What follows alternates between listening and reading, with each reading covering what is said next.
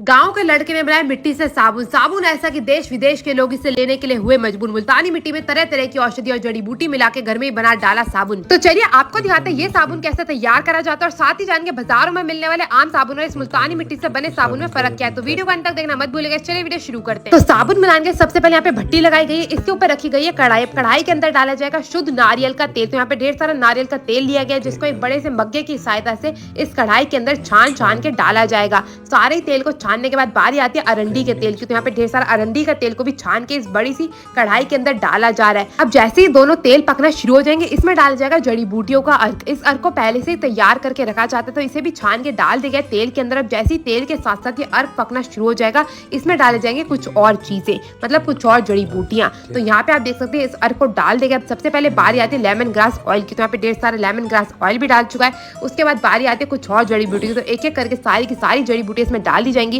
साथ ही साथ इसमें ढेर सारी हल्दी का पाउडर डाला जा रहा है। और अब बारी आती है जटामासी की और पीपल भस्म की। तो सबसे पहले पीपल का भस्म डाल चुका है। उसके बाद ये थोड़ा सा अमृत रस डाला जाएगा। उसके बाद हर एक चीज को बिल्कुल बेहतरीन तरीके से पकाने का कार्यक्रम शुरू करा जाएगा। करीबन 2 घंटे की कड़ी मेहनत और मशक्कत के बाद जैसे ये सारा का सारा जो अर्क है वो तेल में घुल के तैयार हो जाएगा, यहाँ पे हमारा जो मिक्सचर है वो बन के हो जाएगा तैयार। इस सूखे मिक्सचर को भी बना के तैयार करा जाएगा जिसके लिए सबसे पहले यहाँ पे ली गई है मुल्तानी मिट्टी। मुल्तानी मिट्टी के बाद बारी आ जाती है कुछ और जड़ी बूटियों की। तो मुल्तानी मिट्टी के बाद बारी आती है चंदन पाउडर की। तो यहाँ पे ढेर सारा चंदन पाउडर लिया जा रहा है। साथ में बारी आ गई एलोवेरा पाउडर की। तो यहाँ पे एलोवेरा पाउडर लिया जा रहा है। ये आ गया नीम का पाउडर। और नीम के पाउडर के बाद बारी आ जाती है लाल मसूर की दाल की, क्योंकि कहा जाता है कि लाल मसूर की दाल बहुत ही ज्यादा फायदेमंद होती है हमारे शरीर के लिए। तो यहाँ पे लाल मसूर की दाल भी ले लगी है। फिर मसूर की दाल के बाद बारी आती है थोड़ी सी और मुल्तानी मिट्टी डाल के अब इस सारे के सारे सूखे मिक्सचर को डाला जाएगा मशीन के अंदर।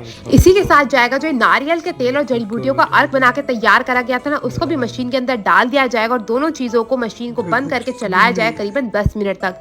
10 मिनट में दोनों चीजों को अच्छे से चलाने के बाद इनका एक मिक्सचर मिट्टी के रूप में तैयार हो जाता है।